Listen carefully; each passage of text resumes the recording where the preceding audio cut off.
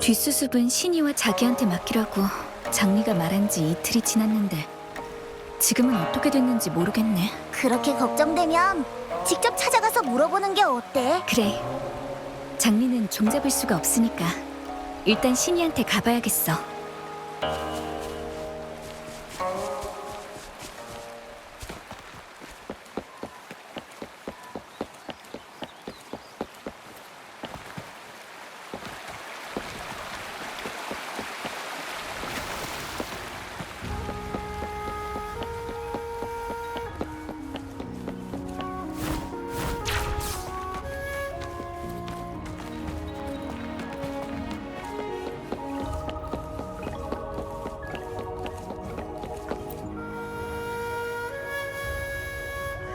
방랑자 오셨군요. 문제는 다 해결됐고 승소산에 있던 잔성의 잔당들에 대한 신문도 끝났어요. 확실히 바둑판의 전설이 가리키는 시간을 조종하는 방법을 노리고 왔고 그것을 이용해 수호신을 견제하고 다시 승소산에 혼란을 일으키는 게 목적이었지만 방랑자와 장리가 그걸 간파하고 해결했죠. 장리의 말에 따르면 잔성의 간부 한 명도 그 신기루에 들어갔지만 탈출하던 중 장미의 불에 부상을 입고 지금은 사라졌다고 해요. 이 문제는 변정에 보고했습니다. 앞으로도 승소산의 병력을 강화해서 이런 일이 발생하지 않도록 하죠. 이틀 전 해안에서 헤어지고 금주로 돌아갔습니다. 좀 피곤해서 요양을 간 모양입니다. 신기루 전체를 불태워버릴 정도의 공명 어빌리티를 사용하는 것은 적잖이 부담스러운 일이었으니까요. 당신이 걱정할까봐 소식을 전해달라고 하더군요. 승소산 정자에서 기다리겠다고. 그리고 이건 다른 의도가 없는 순수한 초대라고도요.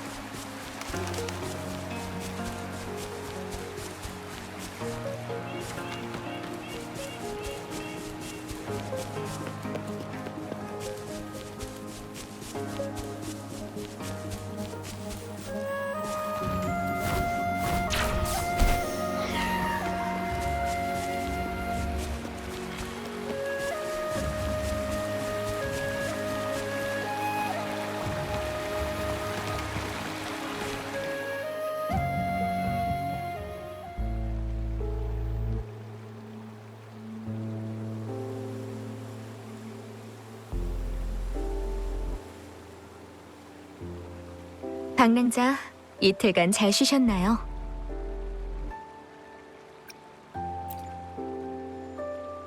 지금 멀쩡하게 방랑자 앞에 있는 게 보이지 않나요?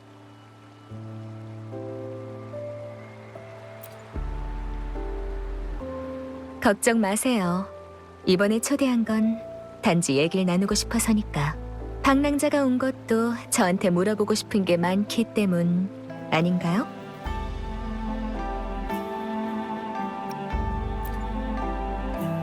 그렇다면 무엇을 물어보든 다 대답해드리죠.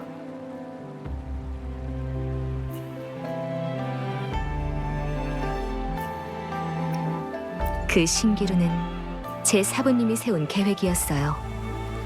바둑판을 매개로 해서 직정의 역행장치를 이용해 숨겨두고 승소산의 시간의 흐름이 정상화된 후에야 나타날 수 있게 하셨죠.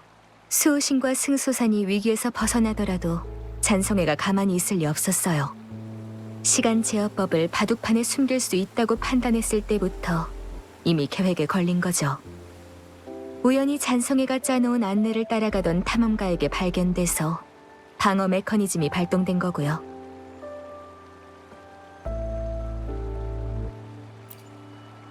수호신이 쓰러져 부상을 입었을 때 사부님과 그 기인은 승소산에 재난이 일어날 것을 예상하고 이 메커니즘을 남겨두었어요.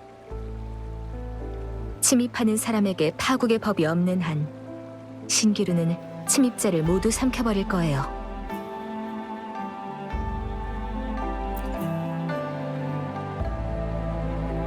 맞아요.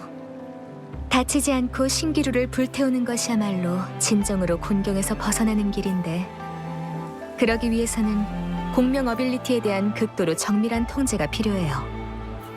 지금 생각해보면 이것이 시간을 초월한 저에게 있어서 사부님의 큰 시험이 아닐까 싶어요.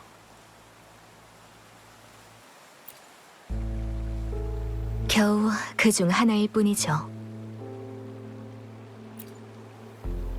사부님께선 떠나시기 전 저한테 임무를 맡기셨어요. 그분과 대국하고 바둑판을 남긴 자를 찾으라는 거였죠. 사부님이 떠나신 후 신기루를 통제할 수 있는 건 그 사람뿐이에요. 자, 방랑자. 이제 이야기 속 그 사람이 누구인지 아시겠죠?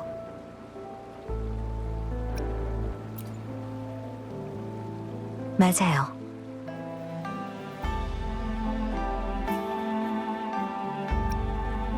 사부님께서 자주 말씀하셨거든요. 금색 눈동자를 가진 기인에 관한 기록도 수없이 읽었고요. 방랑자가 금주에 왔을 때부터 의심은 하고 있었지만 승소산을 여행하는 동안 마음을 굳혔어요. 바둑판 신기루로 확신하게 됐죠. 그렇다면 무엇을 물어보든 다 대답해드리죠.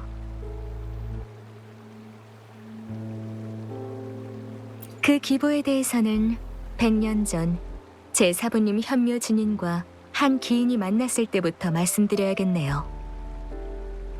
잔상류 속에서 사부님은 그 기인에게 구조되셨고 그 사람의 생김새나 기질이 평범하지 않다는 걸 알아보셨어요. 그 후 사부님께서 알아보신 결과 이미 역사에 그 기인에 대한 정보가 기록되어 있다는 것을 알아내셨죠.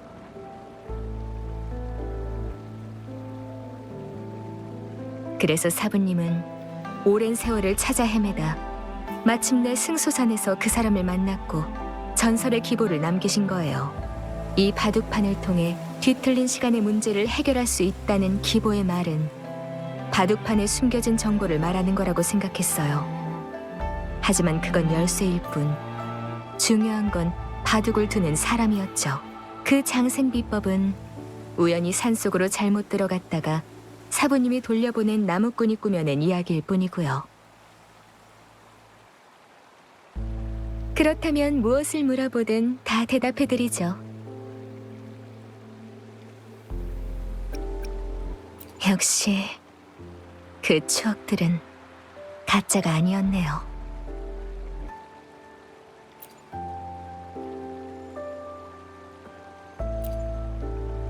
원래는 이름도 없는 꼬마 거지였어요. 얘기할 것도 없는 과거의 일이죠. 하지만 과거가 끝없이 반복되는 그 신기루 속에서 새로운 추억이 탄생할 줄은 몰랐네요. 잠시라도 함께 지켜주시는 것만으로도 저한테는 소중한 추억이 될 거예요.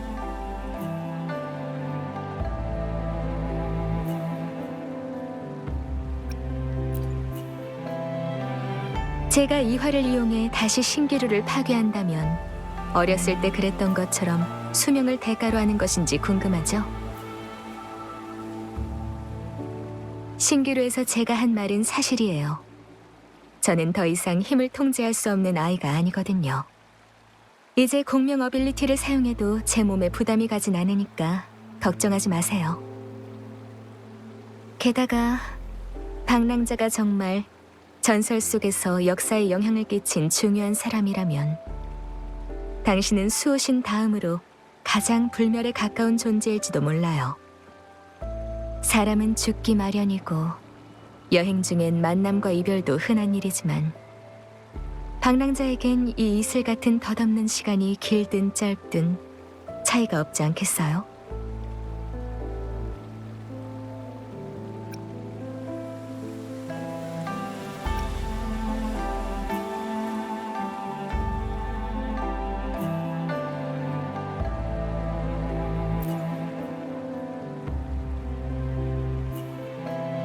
그렇기 때문에 이 세상 풍경은 쉽게 버릴 수 있는 것이 아니죠.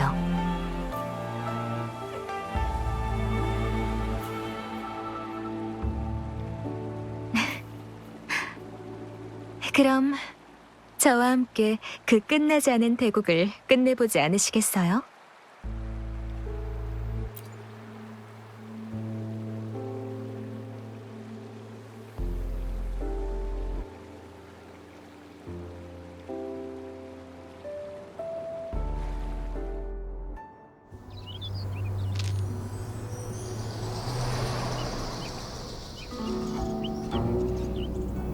그 꼬마 거지가 나아가는 길은 비극으로 가득 차 있었어요. 비명이 온 세상을 휩쓴 자리, 잔상이 들끓고 사람들은 갈 곳을 잃었죠.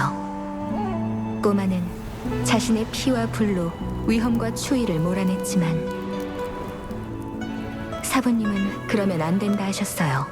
세상은 끊임없이 혼란에 빠지고 사람의 목숨은 파리만도 못하니 무모하게 목숨만 걸고는 문제를 해결할 수 없다고요. 지금은 그저 살아가며 더 먼 미래를 비춰야 한다 일러주셨죠. 그래서 꼬마는 지혜로 위기를 피하고 한 걸음씩 신중하게 나아가면서 혼자였지만 비틀거리며 자랐어요. 그 후엔 그 아이도 누군가의 사부가 돼서 한 주의 주인을 가르쳤죠. 세상을 위해 마음을 세우고 백성을 위해 목숨을 걸고 선조들을 본받아서 백성을 위해 평화를 지켜라. 이 세상의 혼돈을 혼자서는 태울 수 없으니 불을 퍼뜨리는 사람이 되어라. 언젠가는 누군가가 반드시 평화로운 미래로 이끌어줄 거예요.